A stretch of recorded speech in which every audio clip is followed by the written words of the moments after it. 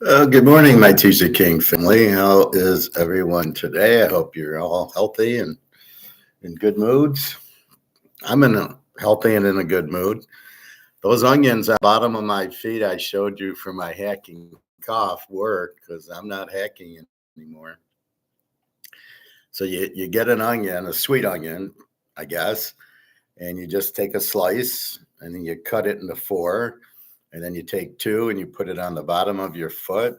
And then you take the other two, put it on the bottom of your other foot. And you put socks on and you sleep with it. There's something in the onion, and there's something with the bottom of the foot. And the bottom of the foot is critical. It's a very, I don't know, it's kind of soft, but it has a lot of feeling. And it's a real good way to get things into your system that are helpful, like onions or uh, oregano oil, castor oil, that all that stuff. If you put it on the bottom of your feet, it really helps you. I know when I was in Italy and there were these rocks, let me show you, on the beach, and it made it extremely tough to made it extremely tough to walk on them. Let's see.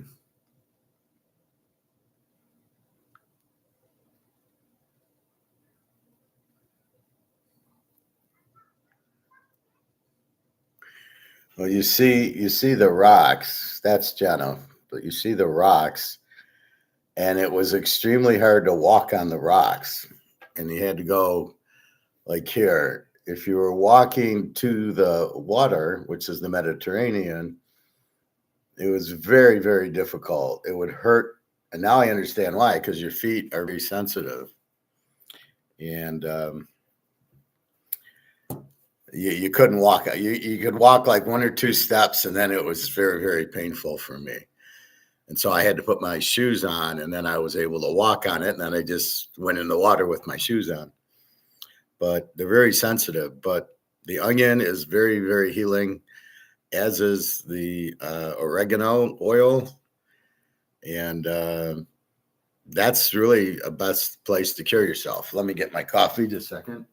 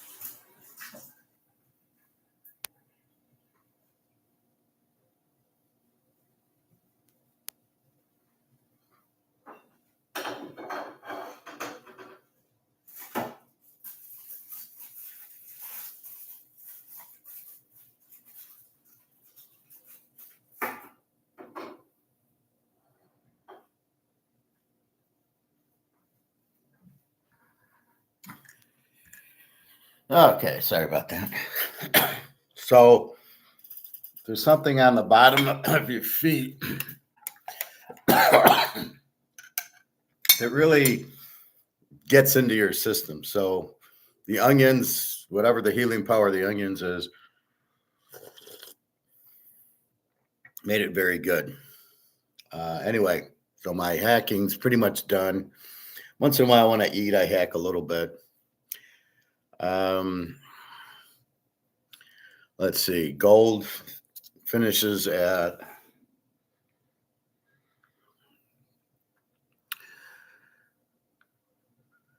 finishes at 41.13, so it held over 41.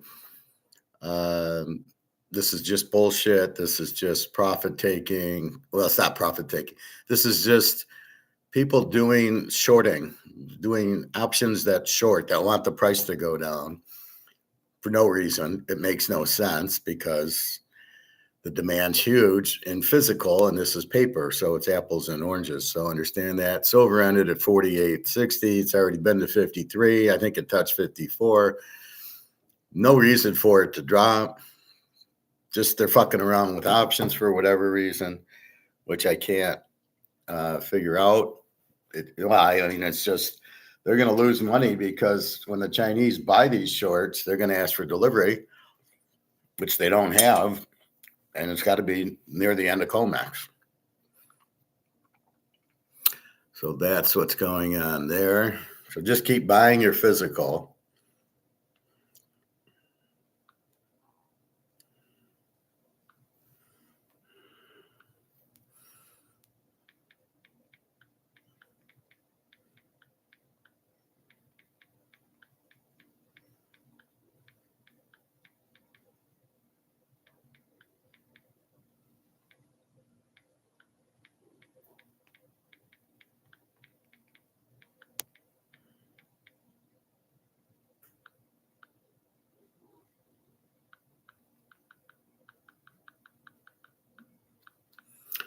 And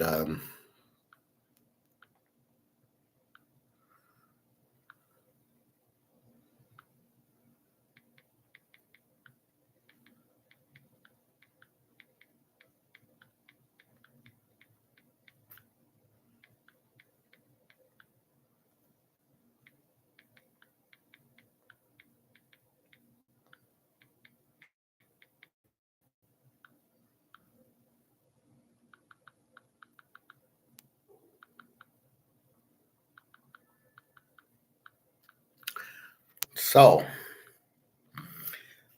we understand that the price of gold and silver went down not because of no demand. In other words, so when you're at a grocery store and you might see, well, like my dark chocolate. This has gone from like 2 something. It's now 580. Not sure why it's 580, but it's like 580. At Walmart's, this was 444. And this was the same price as Lent and Chevrolet, which is ridiculous because this is the Swiss brand that's always cheaper. But it's 444. At Meijer's, it's 579, in which case there's you get 2. They have 2 for $10. Well, Walmart, this is 444, so that's better than 2 for $10. But you can see the price going up. Well, nobody's going to pay $5.79 for a dark chocolate. It starts getting over market, right? At $3, it was pretty much over market, and they went to 4. Now they're at 5. It's way over market. So what'll happen is nobody will buy it. Now it's healthy because of the cocoa. This is 85%, I think, or 82%. But there's a point where I went from buying like 3 or 4 in a week to now maybe buying. I bought 2 the other day, but I'm going to just stop buying it. I don't need the cocoa and pay this much for it. But I guess there's a shortage of cocoa, and maybe it's tariffs or who knows what, creating this high price. But if the market says no and we say it's too much, they'll lower their price because there's no demand. So you see the difference. If there's no demand and they raise the price too high, they raise the price up to here, but the market's at $3. Okay, I'll buy 1. But then they're losing demand. It's like Vegas. You've made it too expensive. There's no demand. But in gold, it's the reverse. The demand's huge. The price is very small considering what it is.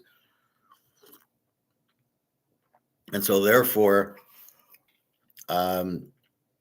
why would you short it, right? You're not putting it gold on sale. You're raising the price. It's too cheap because there's demand for it. And so that's the key to it is the demand for gold is huge. And yet, why did the price go down? Well, the price went, all the way down to 40, 50, probably 40, 50. So it probably went down to 40, 50, and then up to 51 or 41, 30. And now it's back at maybe 41, 13. But why did the price go down? Not because of demand. And that's the point. It didn't go down because nobody wanted it. It went down because they're price fixing it because it's the paper price, not the physical price. And that's what I'm trying to hammer home is the physical price of my cocoa. This is at the grocery store. You can buy the bar. This is physical. But it's too expensive, so they put it on sale. But they're putting gold on sale, but it's not too expensive. People are still buying it. Plus, it's all over the world.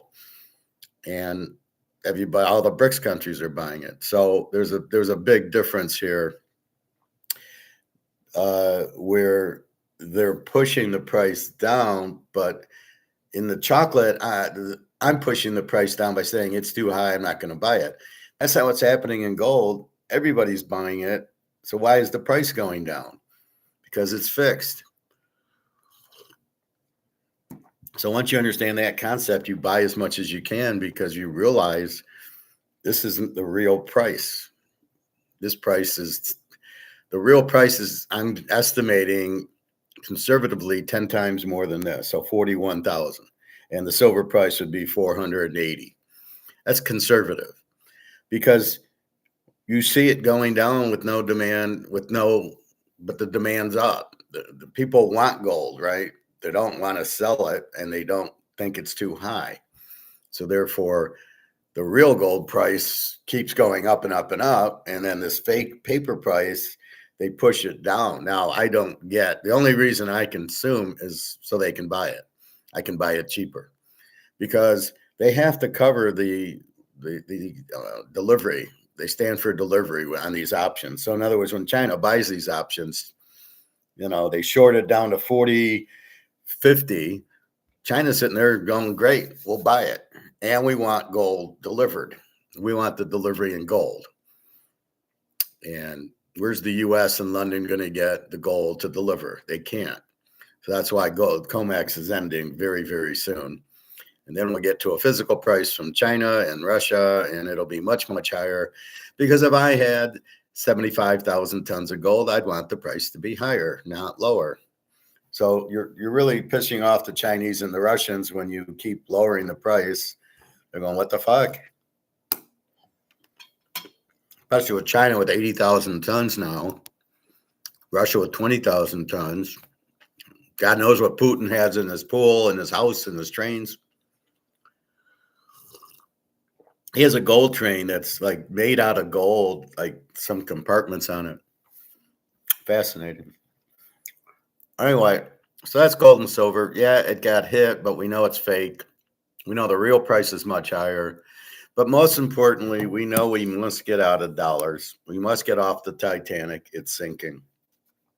We must get out of that. So if you question, gold, is it going to crash? Is it going down? That's what they want you to think. They want you to sell your gold and get into stocks because they don't make any commission on you in gold, but they do if you buy Microsoft or Amazon. Then we get commission off the guy. And now we've got him.